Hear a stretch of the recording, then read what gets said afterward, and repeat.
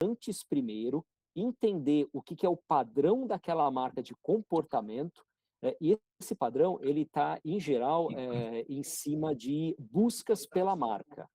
Por que busca por uma marca? Né? Que correlação que tem busca por uma marca com o que é importante por ela? Olha que curioso isso. Né? Quando a gente olha o share de buscas de uma marca, que é busca dessa marca versus os concorrentes, por isso que é sempre importante a gente olhar como é que está o concorrente, a gente consegue antecipar uma variação de market share. E essa correlação, ela é no pior caso de 83%, ou seja, se uma marca cresceu 1 ponto no share de buscas dela versus os concorrentes, ela pode ali na frente ganhar 0,83 de market share a 1,17 de market share. É isso. Tá? Então, esse grau de confiança é tão alto, é tão gigante, que a gente consegue usar a busca para estimar a variação futura de market share e vendas. Tá? Então, é isso que nós usamos aqui nessa pesquisa, nesse trabalho. Então, a gente olhou como é que era a volumetria de buscas dia a dia, minuto a minuto, por cada uma das marcas que foram patrocinadoras da seleção, e a gente viu o que aconteceu ao longo desse período da Copa do Mundo. Né? Então, daí a gente consegue concluir quem é que investiu, quem não investiu, e daqueles que investiram, não investiram, quem cresceu e quem não cresceu. E vamos ter umas surpresas aqui na hora que a gente mostrar para vocês um pouquinho desse estudo. Até para nós, as coisas aqui não saíram como a gente imaginava que ia sair, inclusive para marcas muito bem conhecidas. Então, Que a legal. teoria é essa. Nada como casos reais, né, para a gente mostrar que a teoria vale, né? Com certeza. Eu me lembro recentemente, em junho, né, a gente teve o evento do Google, né, o Mundial lá em São Francisco, o Google Marketing Live, onde o próprio Google validou, né, essa questão das buscas como uma métrica válida para sinais de intenção, né, como o César trouxe bem ali. Eu acho que essa é uma credencial importante, né, porque, claro, uma camada de isenção, né, outro dia eu estava lendo um artigo que praticamente metade das verbas globais de publicidade estão no Google e na Meta, de digital. Então, estão em Google e Meta. Ou seja, o volume absurdo de dados que eles têm para chegar a algum tipo de conclusão, tirando, né, qualquer viés, é uma validação importante, né? A questão da busca como sinal forte de intenção, muito além do impacto ou só de audiência, né? Como você colocou bem aí, Ricardo. É isso mesmo. Então, se vocês quiserem, eu compartilho aqui a apresentação. É uma apresentação. Acho que está Isso, todo mundo ansioso para ver um pouco mas desses vamos dados. lá. Então, eu vou compartilhar aqui a tela. Existe uma maneira de talvez automatizarmos um pouco mais essa questão, ficar melhor, mas dentro do ambiente lá, onde ficam os posts lá dentro da. Não mudo, Ricardo. Eu vou ter que fazer tudo de novo. Por alguma razão, quando eu mudo de tela, está mutando o meu áudio. Quando compartilha a tela? É. Deixa. Quer que eu compartilhe daqui? Deixa eu tentar de novo, vamos ver se vai.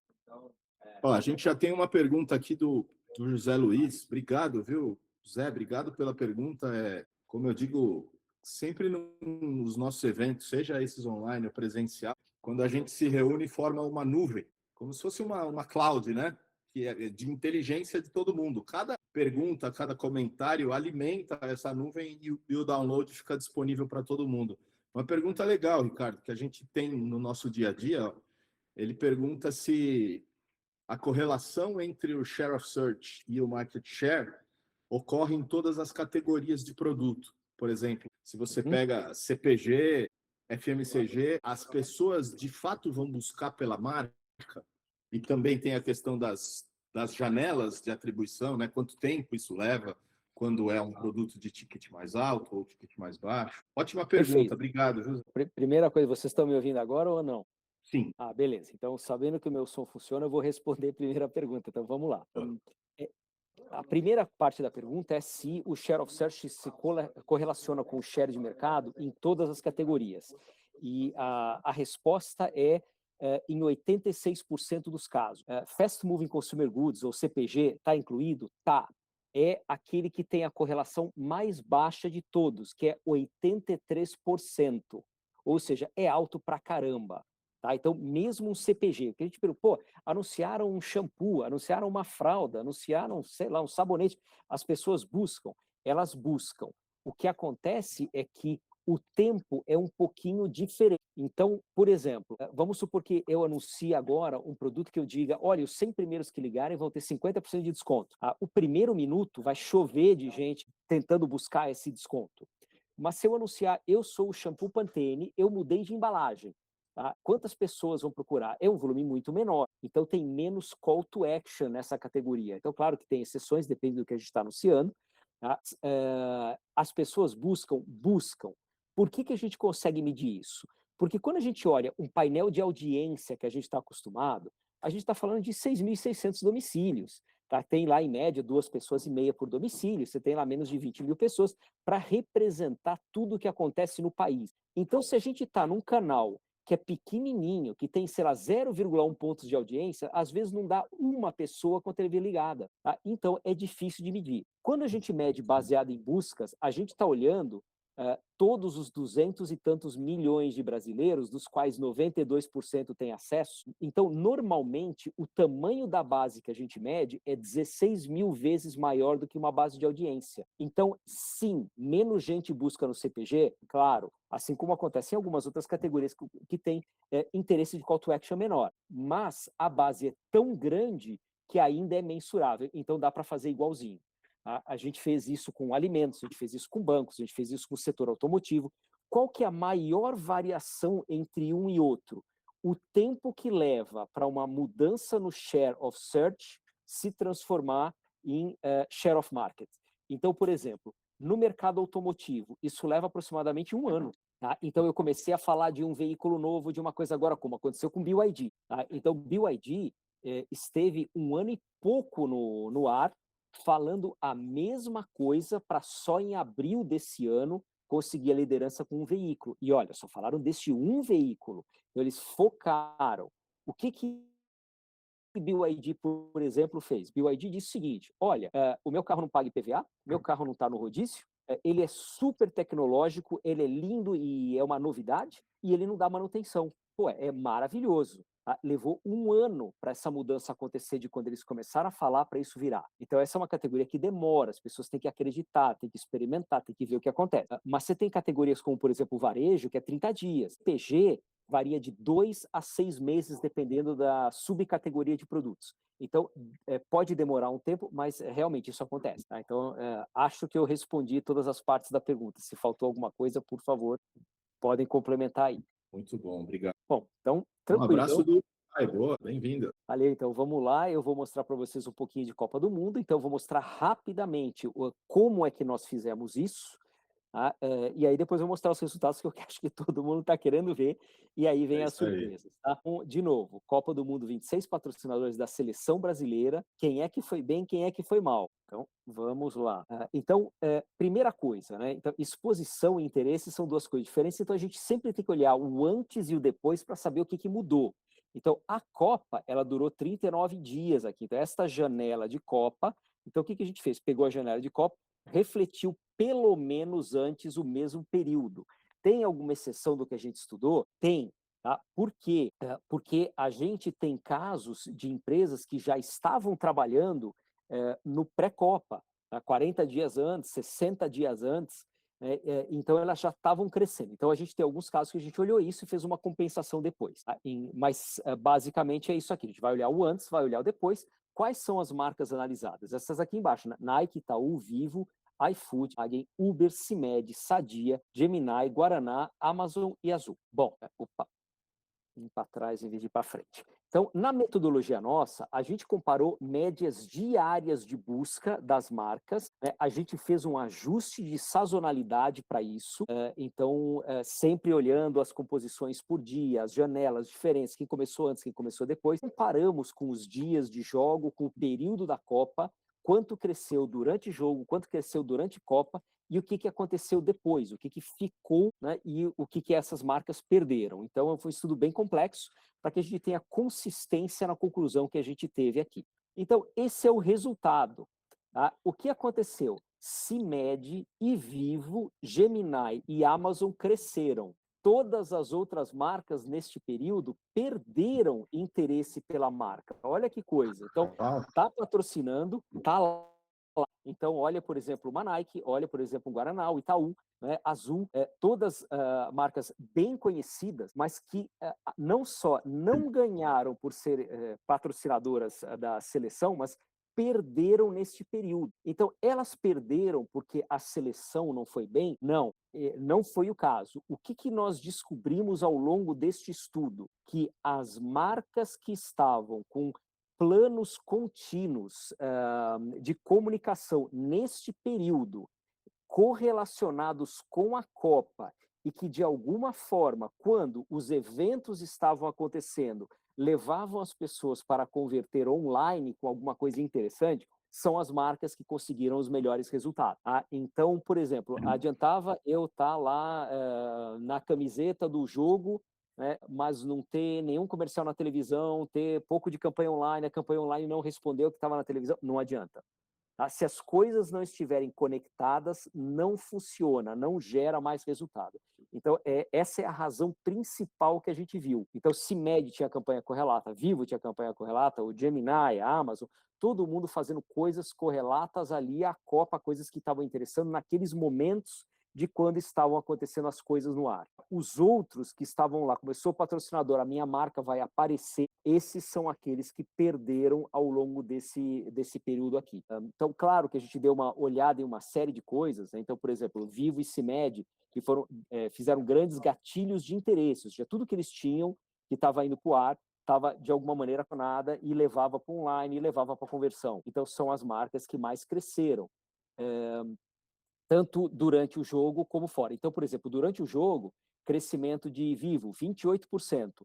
No total do período, 4,3%. Então, imagina crescer uma marca como Vivo, que tem milhões de usuários, que já é hiper conhecida, em 4,3%. Isso é muita coisa.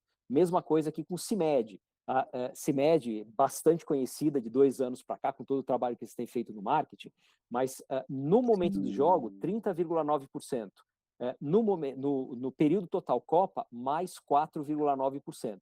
Então, essas marcas foram aquelas que mais cresceram e que mais souberam aproveitar. Agora, na última semana, uma marca super consistente como a Vivo, e última semana, Brasil já fora, a coisa já diminuindo, então esse efeito perdeu força em Vivo em quase 3%, e perdeu em CIMED em quase 16%.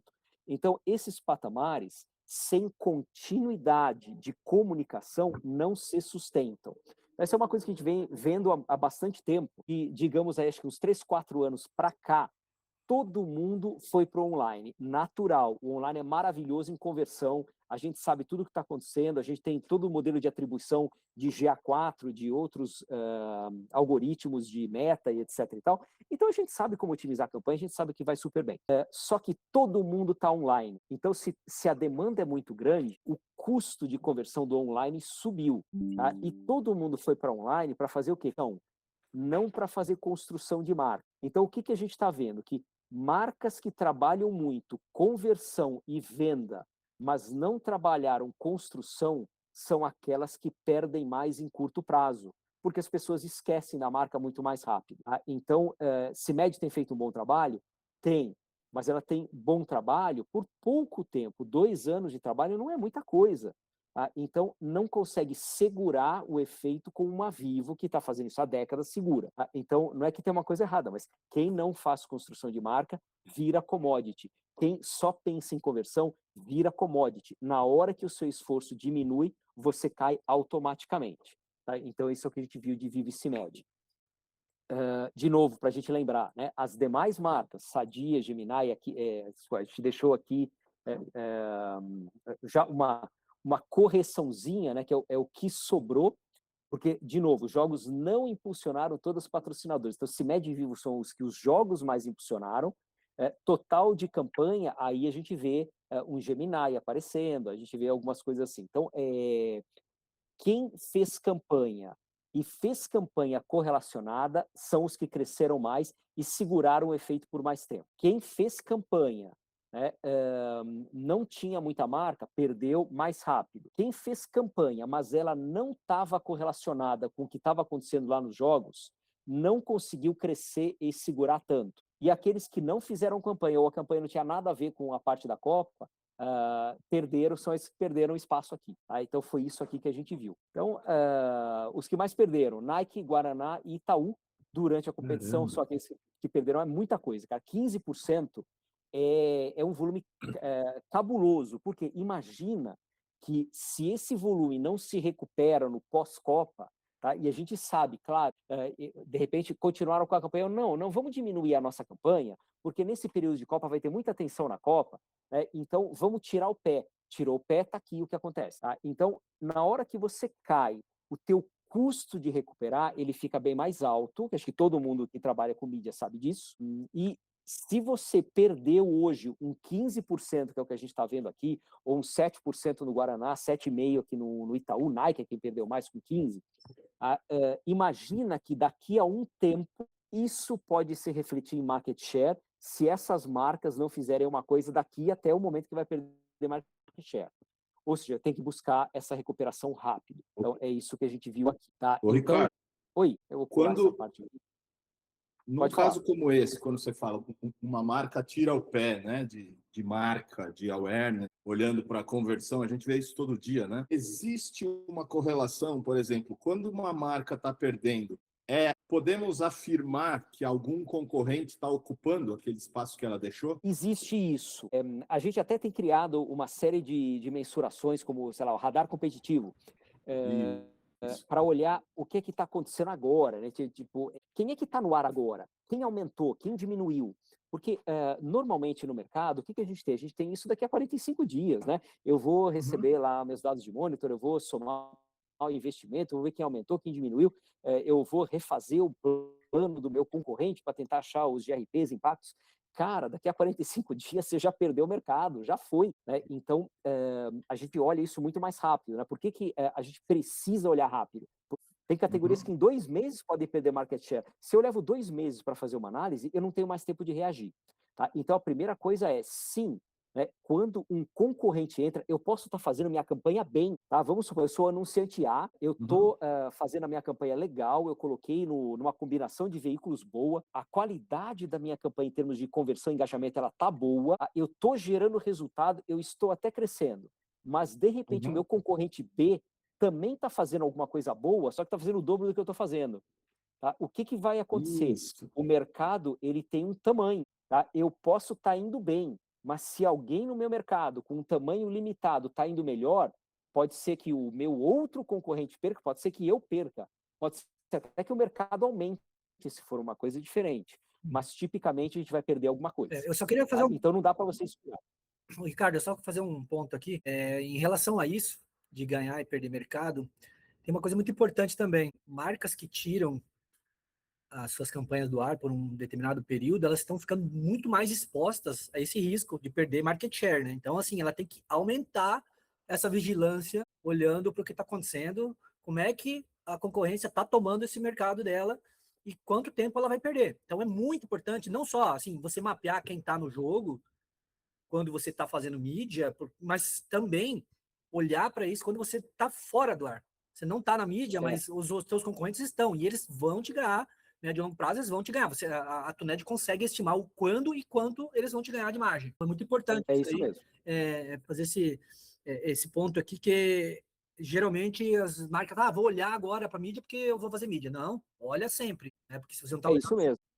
Tem um pouco disso no item 4. Quais são as 4 conclusões grandes que a gente tira? O patrocínio sozinho, ele não gera o crescimento de interesse automaticamente. Não é só porque eu coloquei a minha marca, botei numa camisa, apareci lá no jogo, tá? Ou estava lá num oferecimento que foi colocado lá. Não é por isso que a minha marca vai crescer.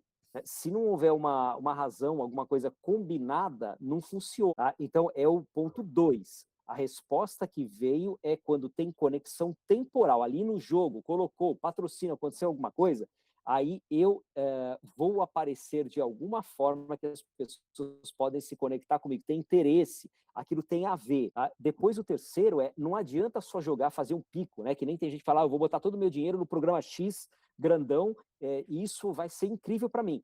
Um programa X com uma audiência grande pode até gerar um belo resultado, tá? Mas se você não tiver continuidade, o pico não constrói marca. Tá? Não adianta fazer 3 meses de comunicação no ano e esquecer o resto, não funciona. E Copa é mais um exemplo desse. Tá? Foi lá, coloquei na Copa, aparecia um pouco, tchau.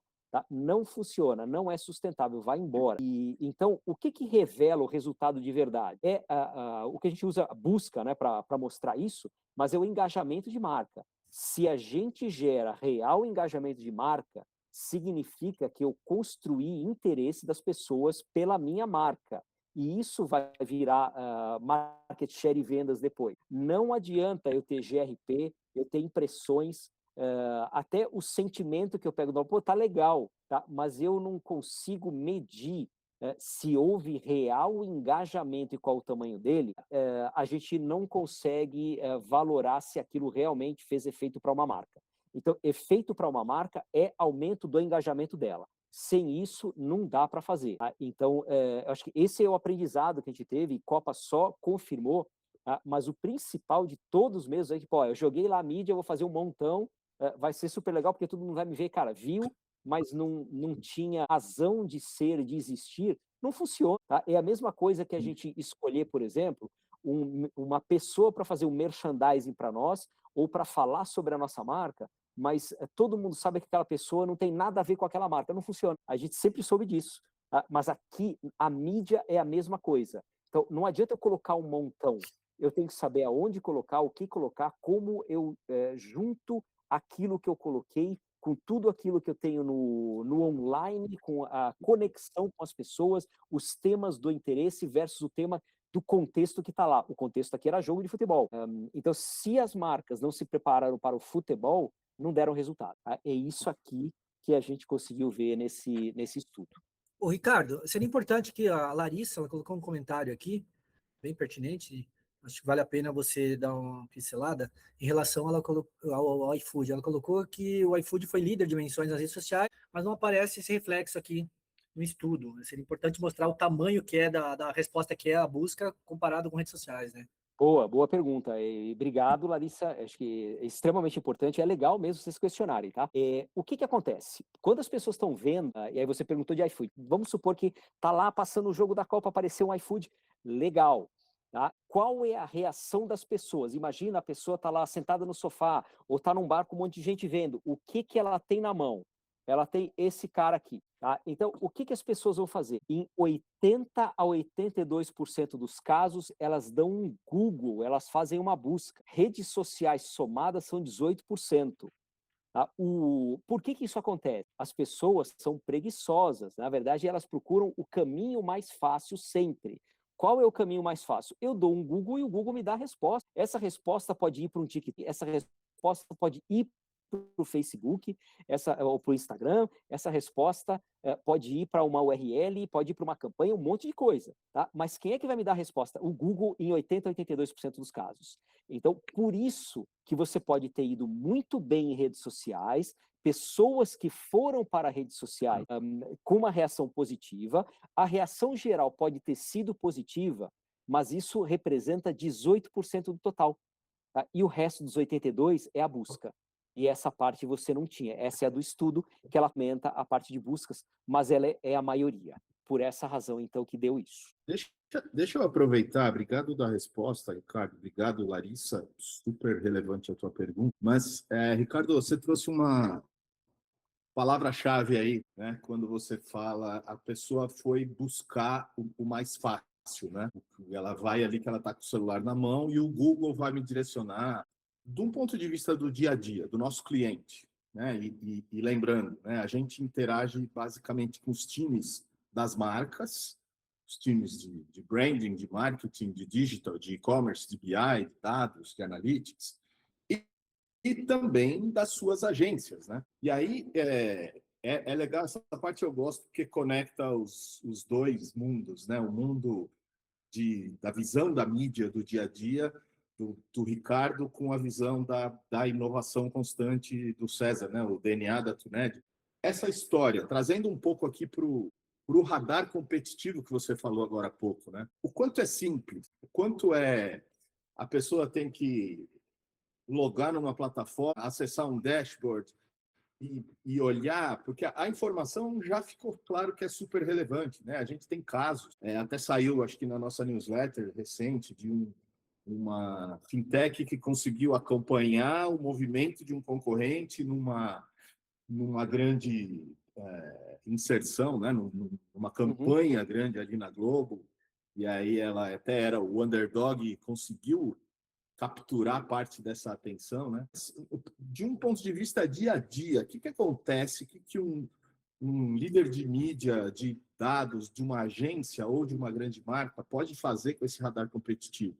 Eu vou falar sobre isso, mas vou aproveitar e responder a pergunta que veio aqui da Bruna, né? Como é que a gente estima quanto o concorrente investiu, né? Então, basicamente é o seguinte, nós estamos monitorando em tempo real aquilo que está indo para o ar em televisão aberta, em televisão paga, em rádio, no Cazé, TVGE, TV UOL, né? A gente pode fazer uma live, né? A gente consegue, inclusive, em tudo que é live ou YouTube, a gente consegue ver quais são as audiências daqueles minutos. Então, até aí, tranquilo, a gente monitora tudo em tempo real.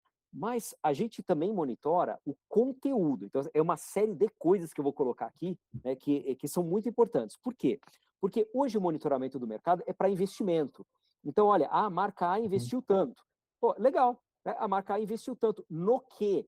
Tá? Para mim, né, eu lembro do meu tempo de CMO, era muito mais importante eu saber do que o meu concorrente está falando, quais são os diferenciais, quais são as promoções, quais são as coisas anunciadas agora, né? O que está acontecendo primeiro, aí depois eu vou ver o quanto. Então, como é que a gente faz esse quanto?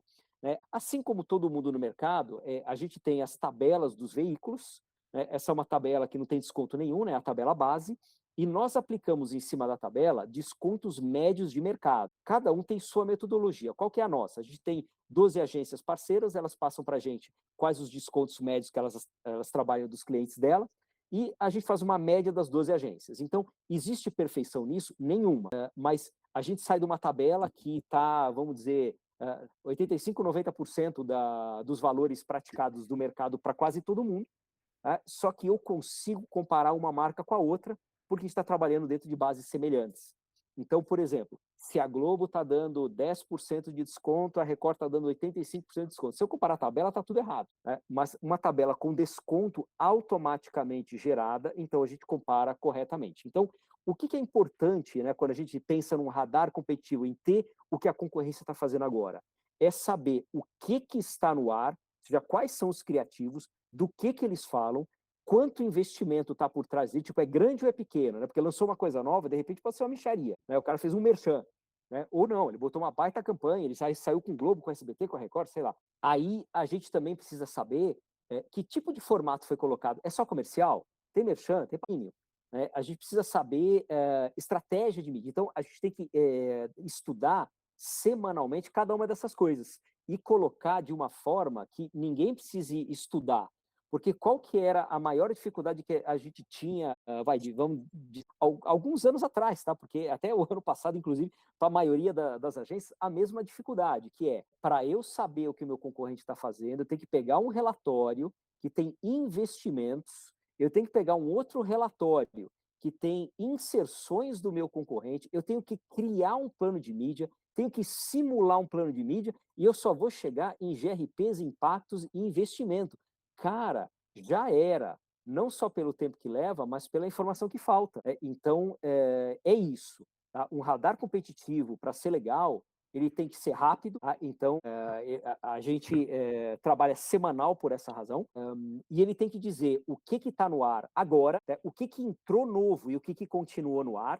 Qual é o investimento por trás de cada uma dessas coisas? Né? Então, a gente sabe começo e fim de campanha, a gente sabe investimento por campanha, né? A gente sabe investimento total, a gente sabe tipo de mídia que foi usada, quem são os principais players, a gente sabe que tipo de conteúdo está sendo. Dá para abrir o conteúdo, né? E quando você abre o conteúdo, você assiste filme, você faz o download de filme, coisa nova, que está aí no ar agora.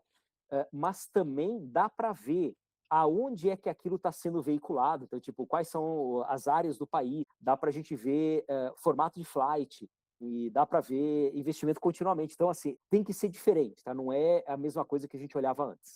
E o cliente que escolhe que marcas ele quer monitorar ou é por categoria? Como está a entrega hoje? Hoje o cliente escolhe, né? A gente tem alguns clientes que olham 3 competidores, outros olham 5, outros olham 6. Se você colocar um volume muito grande, aí visualmente nos gráficos já não fica legal. Mas normalmente é isso, mas o cliente é que escolhe, é on demand. Sensacional. Então, acho que, gente, o Ricardo falou de uma surpresa durante o estudo, né? Que uma das descobertas do que aconteceu com as marcas, mas a gente também tem uma surpresa do ponto de vista de negócio aqui, da Tuned, como eu disse, democratizando o acesso aos insights acionáveis e a essa metodologia de jornada que vem fazendo bastante diferença para os nossos clientes. Então, se você se interessou pelas possibilidades que o Ricardo citou aí sobre o radar competitivo, poder ter essa visão praticamente em tempo real, atualizada dos seus concorrentes, sejam eles marcas, do ponto de vista institucional, em algumas categorias dá para ter em nível de produto, né, Ricardo? Isso. Deixa o teu nome aqui, sinaliza para a gente aqui no chat que o time entra em contato, a gente pode fazer uma atuação para você conhecer o report, para você ter uma primeira visão e a gente, claro, como time de relacionamento, de sucesso do cliente, a gente vai te orientar qual é o melhor formato para você ter, como inserir esse report, esse nível de estudo na sua estratégia de mídia, de marca.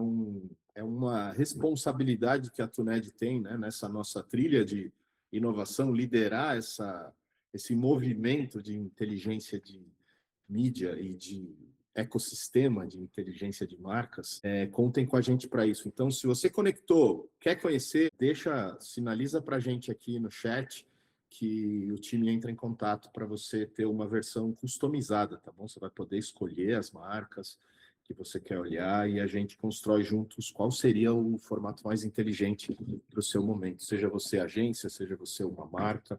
A Copa acabou, mas o mercado continua competitivo.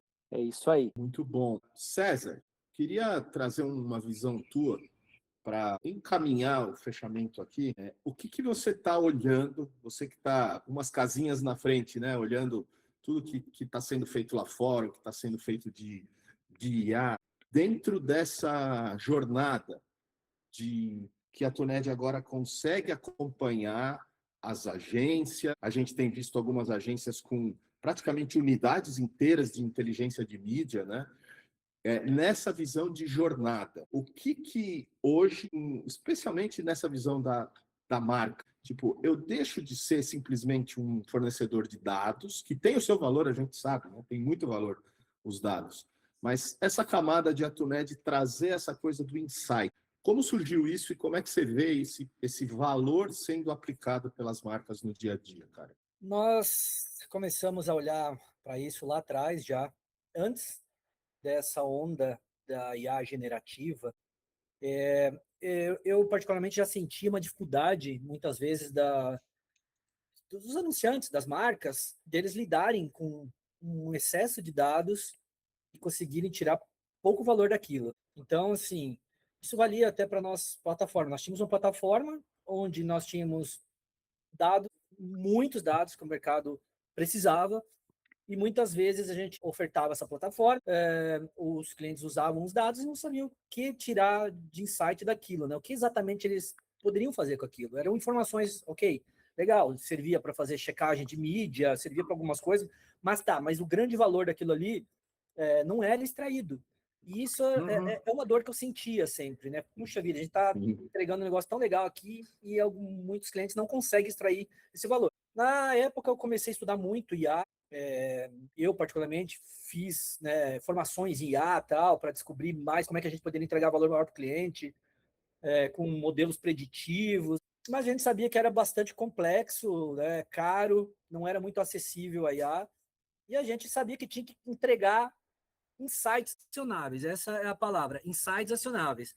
O que seriam insights acionáveis? Respostas acionáveis. Olha, base nisso tudo aqui, com o histórico gigantesco que nós temos de campanhas, a gente, né, sugere que você faça essa mudança na sua mídia, que você coloque os seus comerciais nesses horários, nesses canais. porque a gente fez um modelo preditivo que, nesse modelo aqui, você vai ter muito mais resultado, muito mais pessoas buscando pela tua marca, engajando nela, reagindo do que nessas aqui. Então, nós começamos a entender essa necessidade do cliente. Então, inicialmente, a gente disponibilizava pessoas para fazer conhecimentos avançados de BI, isso tudo para entregar esses insights para o cliente. Com o passar do tempo, nós começamos a ter as IAs avançando com isso mais facilmente, então nós começamos a aplicar essa IA e nós conseguimos extrair, então, assim, o máximo valor desses dados que a gente captura, que a gente trabalha, que a gente enriquece, entregar para o cliente não apenas reports, relatórios gráficos, não, nós entregamos a resposta acionável. Olha, esse aqui é o teu report semanal, por exemplo, de performance. Nós temos um report de performance para cliente que nos contrata para analisar a performance da mídia dele, que é um report semanal, que ele entrega alguns gráficos, como é que foi o engajamento, onde foi bem, onde foi mal, se foi na TV, se foi no rádio, mas entrega ali junto os insights dizendo, olha, você, para ter uma performance melhor aqui, você precisa fazer isso, você precisa trocar esse comercial, por quê? Porque ele já saturou, ele não está dando mais resultado. Então, assim, nós escrevemos, assim, são frases mesmo, assim, retas, de modo que seja muito compreensível para quem está recebendo aquele relatório, e ele recebe esses reports com esses insights dentro do próprio WhatsApp, dentro do e-mail dele, com uma facilidade para ele pegar aquilo ali, entender e botar em prática. Sem dashboard? Zero dashboard. Uau, Você está brincando, zero dashboard. Ainda existem os dashboards. Claro, são importantes, principalmente para quem é mais tático. Quem é mais tático é importante, o dashboard acompanhado ali, tempo real, algumas coisas. Mas, assim, muitas informações estratégicas, assim, a gente sabe que o estratégico ele não precisa estar o tempo real, o tempo todo ali olhando, ele precisa ter um apanhado de informações com aquilo ali, né? Montar um direcionamento. Quem nunca teve que tirar um report, um resumo rápido para levar para o CMO, né? Nós somos fãs desses reports em PDF curtos e extremamente objetivos. E depois você pode mostrar para o pessoal que está acompanhando, mandar exemplos de como são, né, esses reports nossos de radar competitivo, de performance e outros. Vou complementar o César só para fazer o fechamento aqui, ali. Hoje, o que acontece? Como a gente olha todo mundo que está indo para o ar, a gente não olha o nosso cliente, nós olhamos o mercado inteiro. A gente está aprendendo com tudo aquilo que o mercado faz, qual o efeito que gera. Então, só para dar um exemplo para vocês, então, a gente é apaixonado por comportamento.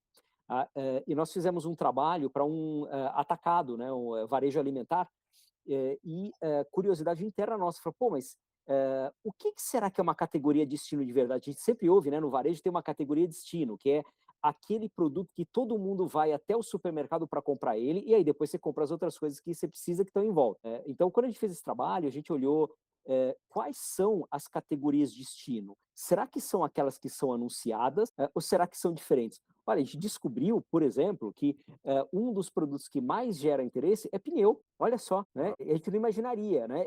Mas a gente descobriu também que cada atacadista tem uma categoria de destino diferente. O que é uma coisa para o Carrefour é diferente do Atacadão, que é diferente do Max, que é diferente do Açaí, né? E o ranking do que é anunciado versus o ranking do que as pessoas procuram, eles são totalmente diferentes. Então, assim, a gente aprende muito com essa coisa do comportamento de buscas, mas isso tem que ser colocado de uma maneira que você possa aproveitar, porque dados, tem muito dado. A gente sabe disso há anos, tem muito dado. A chave é como é que a gente transforma o dado em uma coisa acionável. Acho que é isso aí.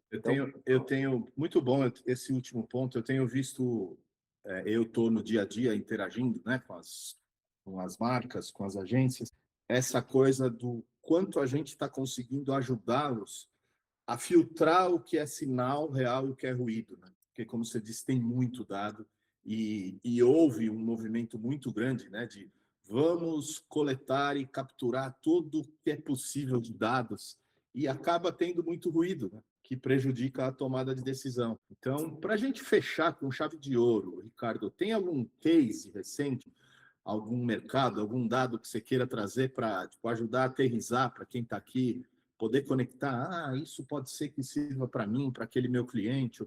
Tem, eu vou compartilhar um que é bem interessante, né? Eu acho que até da primeira pergunta que a gente teve, né?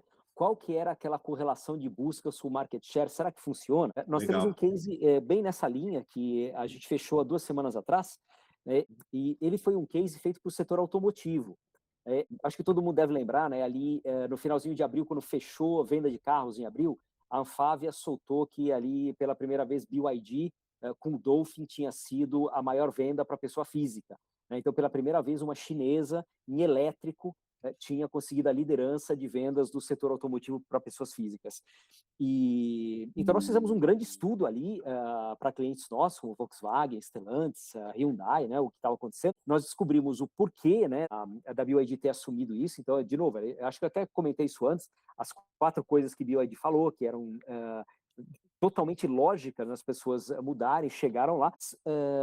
Aí nós olhamos como é que está a posição de mercado hoje, qual que é o share para cada um dos veículos, quanto que eles têm. A partir disso, com as campanhas que estavam no ar, para onde eles naturalmente iriam, e a gente estimou ali na primeira semana de maio como é que seria o fechamento de junho. Nós mandamos esse relatório para a Volkswagen, mandamos para a Stellantis, mandamos para os nossos clientes. E há 2 semanas, o que aconteceu? 100% das tendências que nós dissemos, ou seja, qual veículo ganha, qual veículo perde, nós acertamos. Do tamanho do crescimento ou perda, nós acertamos 83%, que é bem um número que a gente vem trabalhando há um tempão. Pode ter sido até coincidência, mas 83% do tamanho daquilo que foi o ganho ou perda, nós também acertamos. Então, a correlação disso que a gente mede de share of search, junto com o que está acontecendo no mercado, marca mais concorrentes, a gente consegue hoje projetar a variação de market share com uma acurácia enorme. É muito legal. Muito bom, gente, muito bom. Pessoal, agradecendo a presença de todos. Quem ficou até esses minutos a mais aí, eu sei que todo mundo tem reunião, tem call, tem projeto para entregar, então eu finalizo reforçando o convite. Quem tiver interesse em conhecer o radar competitivo, conhecer o ecossistema Tuned, deixa o contato. Todo mundo que se inscreveu vai receber a apresentação, vai receber o follow-up da jornada que a gente vive na prática, aquilo que a gente traz para o mercado. A gente tem o Walk the Talk. Então, agradecer a presença de todos. O conteúdo vai ficar disponível depois. Quem tiver dúvidas que por acaso a gente não tenha respondido, pode mandar pelos nossos canais. Eu queria deixar um convite para quem ainda não conhece, para entrar no nosso canal do WhatsApp. A Tuned tem um canal chamado Tuned Insiders, onde a gente compartilha provocações, insights, estudos, convites antecipados para alguns eventos. Então, está aqui no chat o link para o nosso canal. Quem não tiver inscrito, vale a pena, além das informações do dia a dia, que estando aqui, eu vejo o quanto a Tuned está no DNA da empresa, buscar inovação, trazer para o mercado essa diferença entre o que é sinal, o que é ruído, né? Entre tanta coisa que a gente recebe todo dia, notificação, conteúdo, social, e-mail, WhatsApp, o que vale a pena eu prestar atenção, o que de fato faz diferença no meu dia a dia. Então, em nome do time Tuned, César, muito obrigado, Ricardo, obrigado mais uma vez por um brilhante conteúdo. É um prazer estar aqui. Pessoal, obrigado pela presença. Nos vemos no próximo encontro. Acompanhe a Tuned nas redes, nossos conteúdos, newsletter, canal, e fiquem por perto que a gente sempre tem novidades. Grande abraço a todos. Nos vemos pelo mercado. Novidades aí nos eventos. Quem acompanha a Tuned vai ver que a gente está com presença nos grandes eventos do segundo semestre, também trazendo inovação, trazendo conteúdo, trazendo insights para aumentar a inteligência e os resultados de todo o ecossistema de mídia, marketing, dados do nosso Brasil. Grande abraço, pessoal. Obrigado. Valeu, gente.